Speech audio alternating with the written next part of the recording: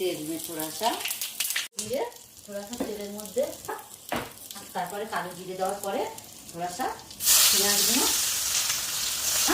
এতটা তেলের মধ্যে দিয়ে দেবো। আলুও দিতে পারো আর আলু ছাড়াও করতে পারো, কেন আলু দিলে সেরকম একটা লাগে না।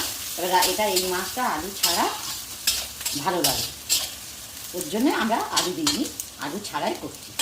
আদা রসুনের যে পেস্টটা করে রেখেছি এটা আবার এই তেলটার মধ্যে দিয়ে দিতে হবে। পেঁয়াজটা হালকা করে লাল হয়ে যাবে, হয়ে গেলে এই আদা রসুনের পেস্টটা কড়াইয়ের মধ্যে দিয়ে দিতে হবে। কেমন এরপরে একটু মশলাটা একটু তেল তেল ছেড়ে দিলে এরপরে একটু হলুদ আন্দাজ মতন, 1 চামচ হলুদ আর थोड़ा सा नमक আন্দাজ মতন, 2 চামচ মতন নুন, একটু ধনিয়া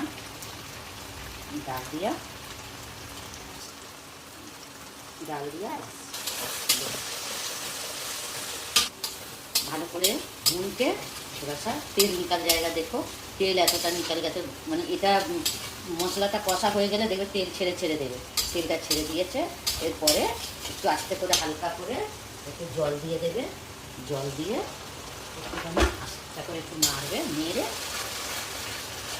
1 মিনিট মতন একটু লাগবে, দিয়ে তারপর জল দেবে। মশলা দেখো তেলগুলো তেল ছেড়ে দিয়েছে, দেখো জল আন্দাজ মতন জল দিয়ে, আর আমি গ্যাসটা এবার জোরে করে দেবে একটু, দিলে देखो पानी कम डालना, मतलब आपका अंदाज मतो डालना पड़ेगा।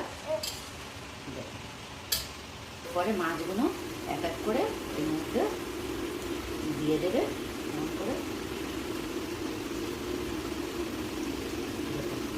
মাছগুলো 1 মিনিট 2 মিনিট ফুটে যাবে, একটুখানি হালকা করে ঢাকা দিয়ে দেবে। এ हो गया, देखो পরে ধনে পাতা নিয়ে দেখো দেখো कैसे हो হয়ে গেছে। এবার এটাকে ইয়ে করে ফুটিয়ে দেখো কি সুন্দর মাছটা রংটা হয়েছে। ঝোল রাখা এতটা রাখবে, আমরা এতটা রেখেছি, চাওয়ালের সাথেও খেতে পারো, রুটির সাথে খেতে পারো, পরোটার সাথেও খেতে পারো। দেখো কত সুন্দর হয়েছে। এবার তুমি গ্যাসটা বন্ধ করে দেবে।